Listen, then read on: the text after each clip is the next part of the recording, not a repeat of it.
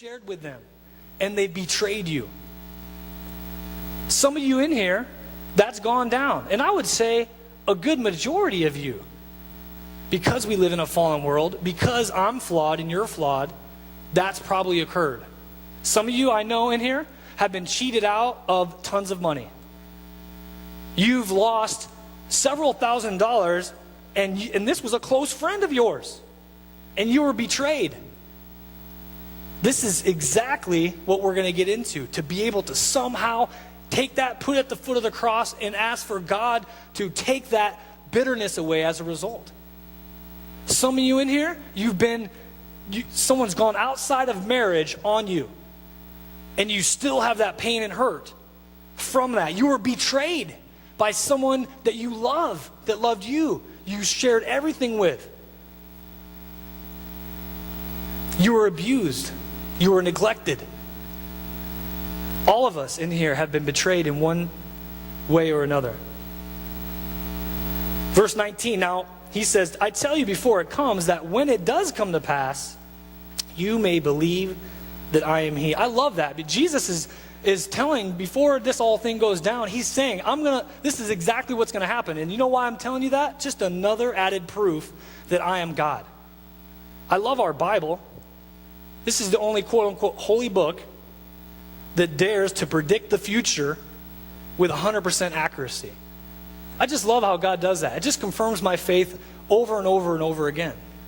You go check out any other holy book you want, and there's not prophetic proof in the Word. I love that. And that's exactly what he's saying here. Verse 20 now says, he who receives whomever I send receives me, and he who receives me receives him who sent me. I'm like, what is that? Well, Jesus is the first missionary, right? Truly, God sends his son on a missionary journey, right, to walk this life and to be that example. Then he's about, remember now, this is only going to be, within days that he goes back to his Father. But what is he going to do? Now he's going to send us. So it says God, Jesus, boom, now us. And he's saying, hey man, anytime you're out in the community, you're sharing your faith or whatever, if someone receives you and the message, what are they doing? In essence, they're receiving Christ. In essence, they're receiving God. They're saying, yes, I trust that there is a God in heaven, and this plan is true. And it's a blessing when you're able to be used by him as you're sent out. Now, listen to 21. And you note takers, I want you to underline this word in verse 21. It says that he was troubled. Circle that word for troubled. That Greek word is tarasso. Tarasso. This Greek word tarasso is a word that means to agitate or to cause inward commotion. And the picture I get is a washing machine. And at the top thing, that washing machine, it's called an agitator. And it's just going after it, right? And I think that when we're betrayed, and we know, Jesus is knowing he's going to be betrayed. When I'm betrayed, that's exactly, do you feel that? This inward commotion. It's like that I just jumped in like a washing machine and hit the spin cycle. And I'm just all over the place with my emotions, with my thoughts. I'm all over the place. Now, here's Jesus, and it says, this is showing that he is not only fully God, but he's fully man. He's experiencing the same emotions that you and I have. But what is his response? What is his response as he knows he's going to be betrayed? Look at verse 23. Now, there was leaning on Jesus' bosom one of his disciples, whom Jesus loved. We know that this is John trying to be humble. And he's like, I don't want to call that I was really cool with Jesus, but hey, he had that nice position of hanging out with Jesus right there. So he was leaning on Jesus' bosom. Verse 24, Simon Peter therefore motioned to him to ask who it was that he was speaking of that's going to betray him. Verse 25, then leaning back on Jesus' breast, he said to him, Lord, who is it? And Jesus answered, it's he to whom I shall give a piece of bread when I have dipped it. And having dipped the bread, he gave it to Judas Iscariot, the son of Simon. Pause right there. You know, the way they ate back in the day is not like us. You know, like if you get around your kitchen table and you're all sitting up straight, and, you know, and especially you guys that come from very proper homes, you know, sit up straight. You know, fork is right there. You know, I love, their culture was more like, yeah, all right, dog. Like, they're chilling on a couch, you know, and they actually lean to their left. So you see the picture. Here's Jesus. John's just kind of, you know, getting his Max and Relax on right next to Jesus. And Pete's probably across the room hearing someone's going to betray him. So Pete's, you know, of course it's Pete. He's always, you know, talking up. Yo, John, ask him who it's going to be. You know, just kind of motion to him. Who is it going to be? And Jesus tells John who it is. It's going to be the dude that I'm going to dip this bread and give it to him. Now, it's important for us to understand what that meant in that culture. If you were dipping some bread and giving it to someone, this was a sign of extension of grace. It was kind of like a toast. Say you're at a wedding ceremony and they have, I want to present a toast to so-and-so. It was this extension of grace and love towards someone.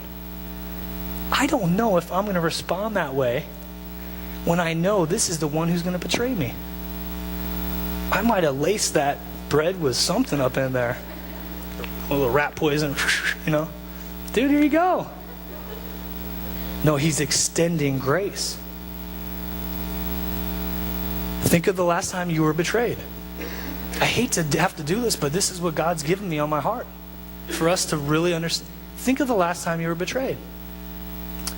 What was your response? Was it extending that grace to them? Was it extending that heart of love? I really believe that Jesus is it's like a last-ditch effort almost to Judas. Come on, man. I love you, man. How about us? It's interesting when you see in ministry, you'll see this time and time again where someone's been betrayed, someone's been cheated on, someone's been hurt.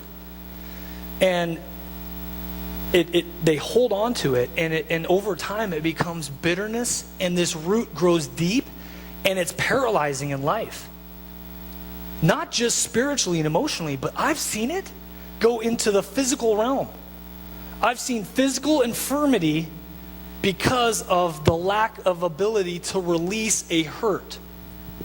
And you know what? As a pastor, it breaks my heart. I can tell you this. The earlier you deal with that and you allow Jesus to remove that, the better. We were doing some landscaping at our house, and we probably didn't need to buy any plants because we had just like all weeds just like this high. But you know what? We're on our hands and knees for a good long time. Thanks to the Revolution students. Thanks, guys. And we're digging deep, and we're ripping out these weeds. And I was getting cut up. In fact, I still got a little thing sticking in my hand. It wasn't easy. But you know what? When we got to the root and we got it all cleared out, then we started bringing in the mulch and the better plants.